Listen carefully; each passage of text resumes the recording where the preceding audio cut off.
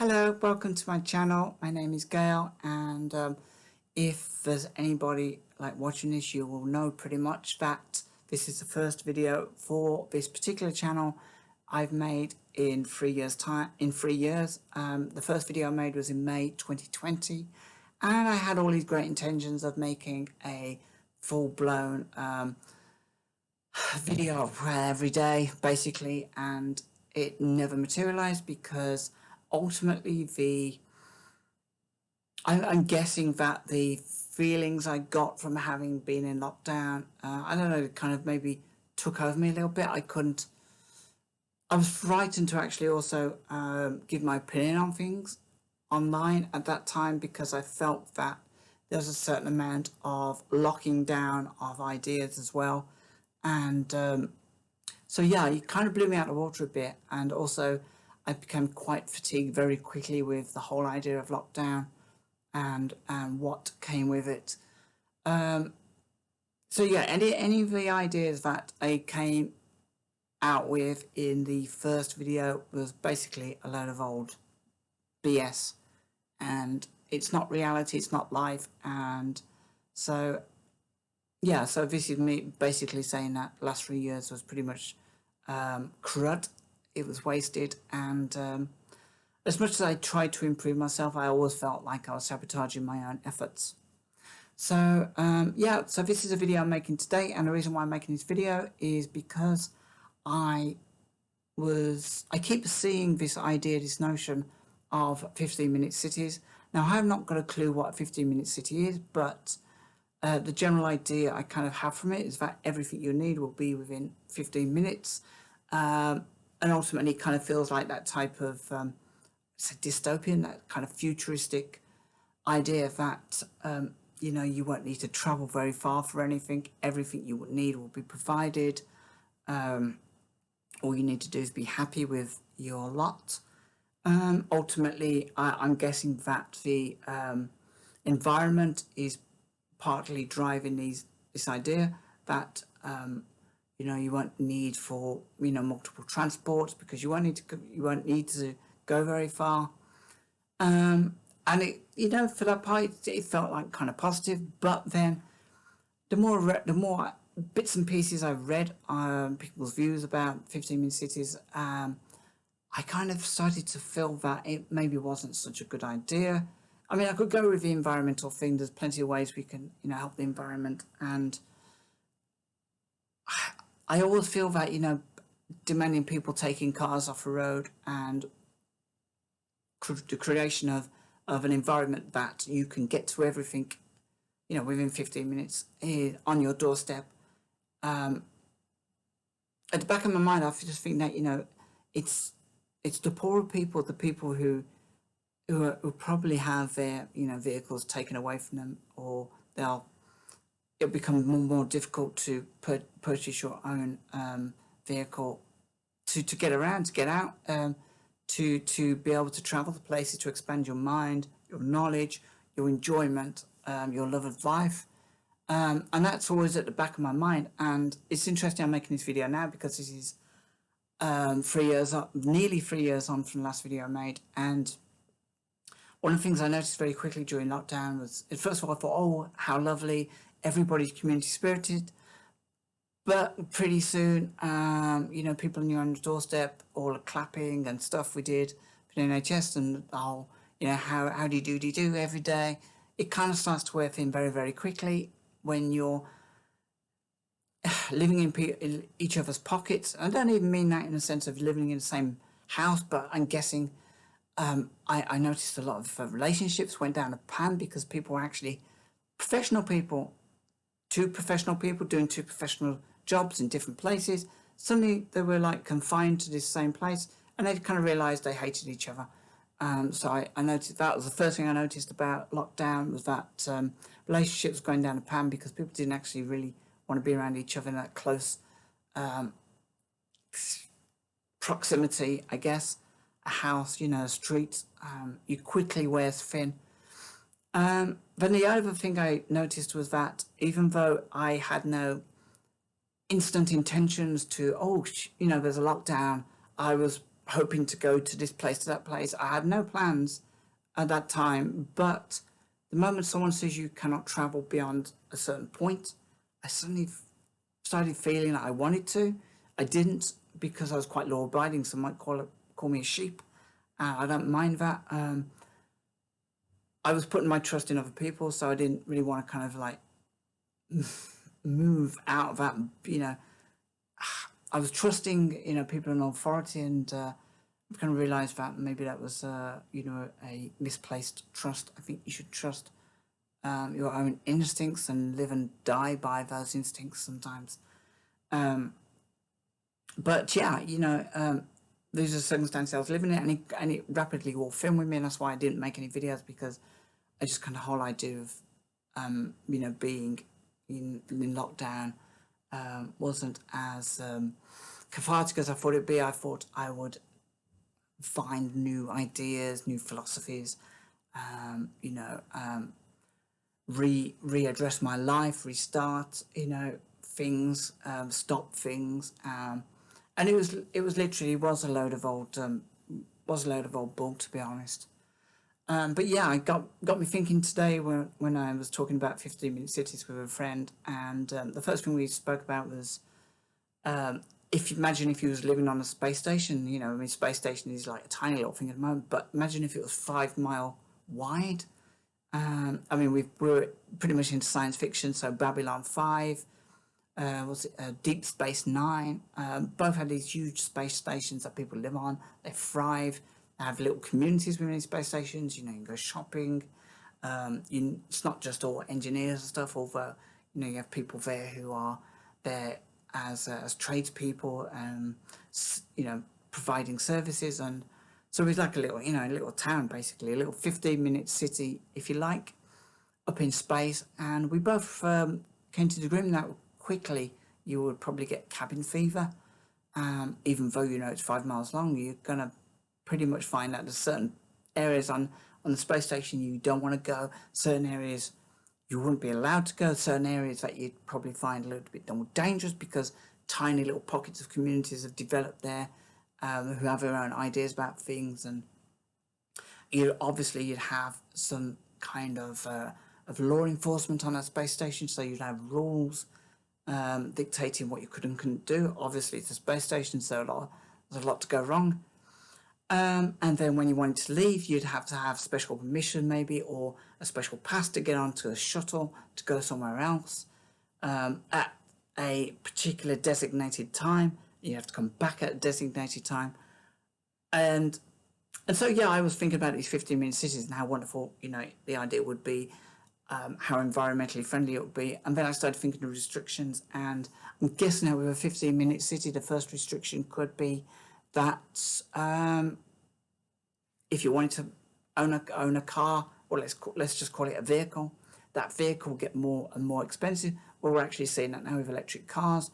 It's funny how anyone who is talking on television never actually talks about the price of these things, and about how the common person, the majority of people, cannot afford to pay £50,000 to £70,000 to actually buy a vehicle.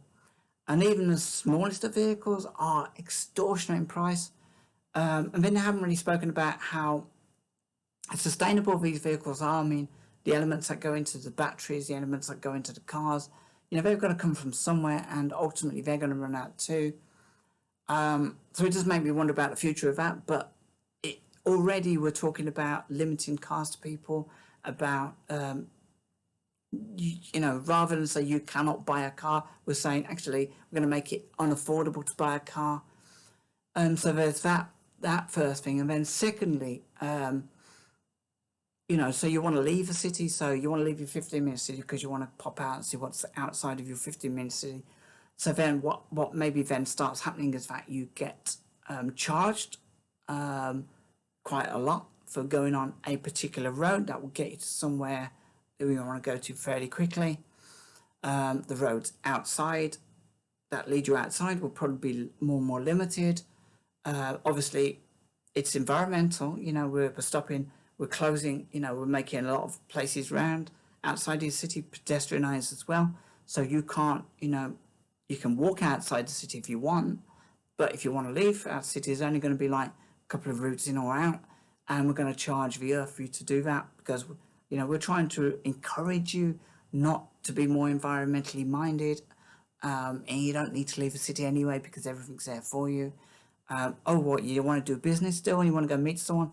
Well, you can do that online, you can do that in virtual reality even, perhaps in the future. All this can be achieved without having to leave your home, your city, your neighbourhood.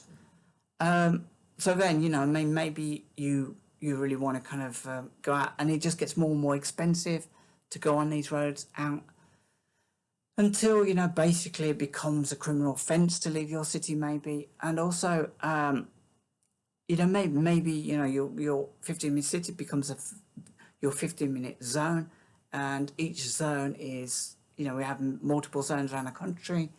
And then I started thinking that perhaps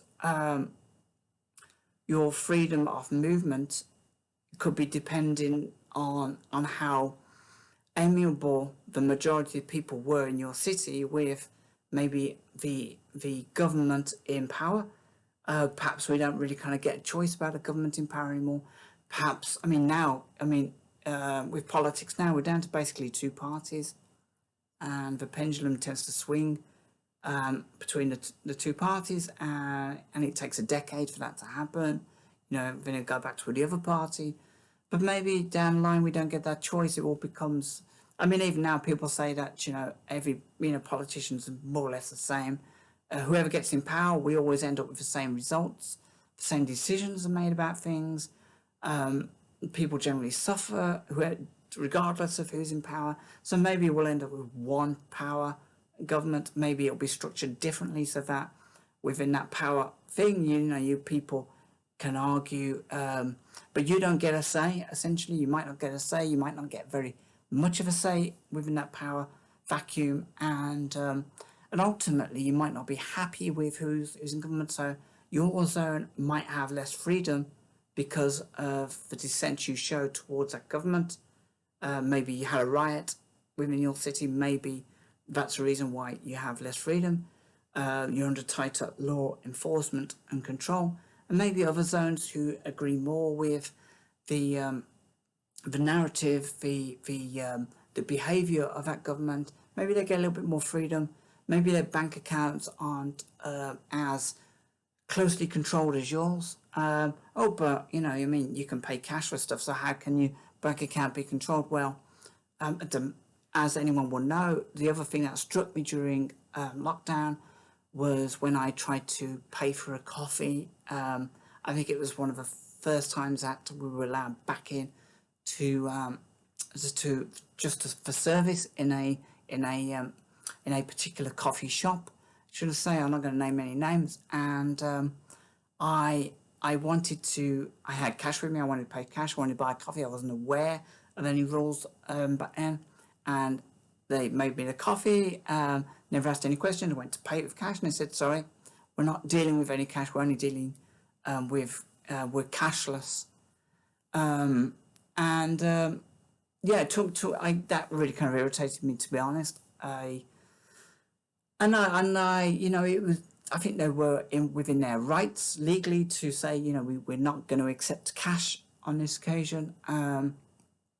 But of course, it made me stop wanting to use a branded coffee shops for a while, and ultimately it was the smaller outlets that relented, and so I started using them. And yeah, as far as a cashless society goes, in a way, going through what we've just gone through with. We're going through I suppose, a recession, and people were going through a really, really tight time as far as money is concerned. And what's happening because of that is that people are paying for stuff more in cash now than I think they did previously. Because ultimately, if you've got a £10 note and you buy something for £1.59, you know exactly what you're paying. You know exactly how much you have left. So people want that kind of physical comfort of being able to see very clearly what they're spending and what they have remaining in that pot of money that they put aside for maybe a week, could be 2 weeks in some cases, because money is that tight at the moment. So yeah, I mean, I could imagine down the line when things aren't so tight that we kind of go full throttle into a cashless society, which ultimately I hope that people find a way, if that's the case, to barter, to figure out different ways of buying stuff. Basically, there has to be a different way. There has to be a way that the people can take ownership of how they do business, of how transactions happen. And I think again, the two things about human nature is when we're told we have to remain in a certain area, we want to break free. And also when we're told that this is the way you'll do transactions by banks and governments who ultimately really couldn't give a damn. Again, I feel that we want to break free. It's like, well, okay, I'll cut your hedge for I'll cut your hedge for £5. But there is no money, so you'll find a different way to kind of barter your services. And yeah, I mean, they call it the black economy, I guess, now. But down the line, I'm hoping that this is the way we'll go if things go like that. And I mean, truly hoping that I don't live long enough to be imprisoned within my own city. And because COVID was bad enough, maybe that was the experiment, was to contain people and see how they coped with that. And there's probably a lot of people who are watching that, and they're making notes on our behaviour. It's almost like an experiment. That's how I kind of feel. And now they're talking about this 15-minute city for environmental purposes. I'm kind of thinking that maybe that would be the next experiment, to see how people react. Yeah, and I don't know, honestly, down the line how people would react. I think we adapt to the reality that we are accustomed to. So I think down the line that if the reality is, if you're born into a situation where the reality is that you can't really travel very far outside your 15-minute city, then a lot of people will accept the reality of that existence. They accept the reality of a prison, maybe. So yeah. So this is my first post in 3 years. I know I've got 1 subscriber, so hello. I'm going to do my best to post more often. I'm not going to promise anything because I made those promises last time and I lied. That was a bad lie.